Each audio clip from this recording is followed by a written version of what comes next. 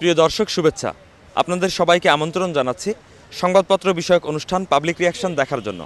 আজকের সংবাদপত্রের উল্লেখযোগ্য খবরগুলো নিয়ে আমরা এসেছি চন্দ্রিমা উদ্যান।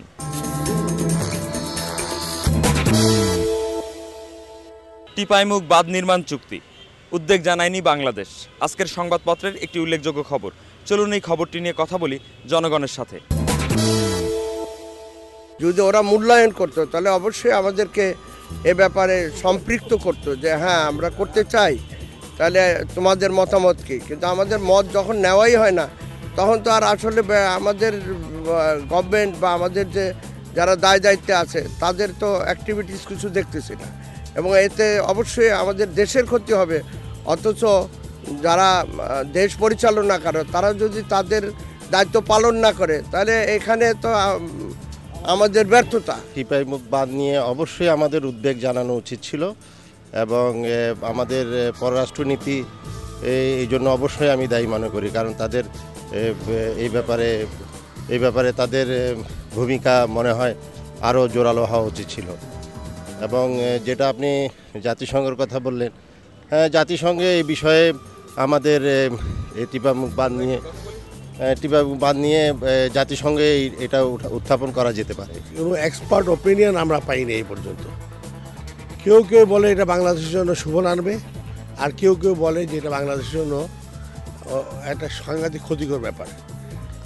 আমার এই বিষয়ে জ্ঞান নাই, আমি এই বিষয়ে কিছু বক্তব্য দিতে নারাজ। তবে ভারতের যে প্রধানমন্ত্রী যে কথা বলেছেন, এমন কিছু করবেন না যেটা বাংলাদেশের জন্য ক্ষতিকর। আমরা দেখি ভবিষ্যতে কি হয়। পররাষ্ট্র মন্ত্রণালয় থেকে শুরু করে প্রধানমন্ত্রী পর্যন্ত এটা, আর বিরোধী দল এই তিনজনে এরা যদি একটা কমিটমেন্ট থাকতো যে আমরা এই জাতি, বাঙালি জাতি, আমরা বাংলাদেশের এই চাই আমরা, হ্যাঁ, তোমার দিতে পারবা না, তাহলে কিন্তু এরা এত সহজে হাত দিত না। এরা আমাদের রাজনৈতিক যে অস্থিতিশীলতা এখানটাতেই দেখা যাচ্ছে যে দেশে যে সার্বিক উন্নতি সেটা অনেকটা ব্যাহত হচ্ছে। সেই জন্য বিরোধী দল পার্লামেন্টে এসে জনগণের দাবি বা বর্তমান যে সমস্যাগুলো উত্থাপন করে, তখন জনগণ তাদের সাথে একমত হয়ে আন্দোলন আরও জোরালো হবে। এই টিপাইমুখ বাঁধ নিয়ে যখন কথা হইলো, আজ থেকে বিগত 1 বছর খানেক আগে অনেক কথাবার্তা, অনেক লেখালেখি, পত্রপত্রিকা, সাংবাদিক, মিডিয়া, আপনারা অনেক লেখালেখি করেছেন, কিন্তু এরপরে দেখা গেছে যে এটা অনেকদিন বন্ধ ছিল। এখন কিভাবে যে হঠাৎ করে ভারত একচেটিয়াভাবে এই কাজটা করলো, আমাদের সাথে দ্বিপক্ষীয় কোনো রকম আলাপ আলোচনা ছাড়া, যদি আমাদের কোনো ইয়ে না থাকতো, আপত্তি না থাকতো, সেটা হলো এটা আন্তর্জাতিক ব্যাপার। যেহেতু আমাদের একবার আপত্তি উঠছে, এরকম একটা ব্যাপার এভাবে একতরফাভাবে করা সমীচীন হয় না। আমাদের যদি বন্ধুসুলভ আচরণ রাখতে হয়, তাহলে আমাদের উচিত একে অন্যকে জানিয়ে এই কাজটা করা, কারণ আমাদের দেশের জন্য এটা মারাত্মক ক্ষতিকর। সুতরাং তাদেরকে অবশ্যই জানানো উচিত, এবং তাদের যদি নাও জানায়, আমাদের দেশ পক্ষ থেকে সেখানে গিয়ে তাদের উদ্বেগ জানানো উচিত। টিপাইমুখ বাঁধের ব্যাপারটা এখনও অস্পষ্ট। পত্রপত্রিকার মাধ্যমে আমরা যেটা জানতে পেরেছি, এখন সরকারের উচিত এটার স্পষ্টতা বের করা এবং জনগণের সামনে এর কতদূর কি হয়েছে এটা জনগণের সামনে তুলে ধরা। নতজানু পররাষ্ট্রনীতির আরও একটা উৎকৃষ্ট উদাহরণ আর কি।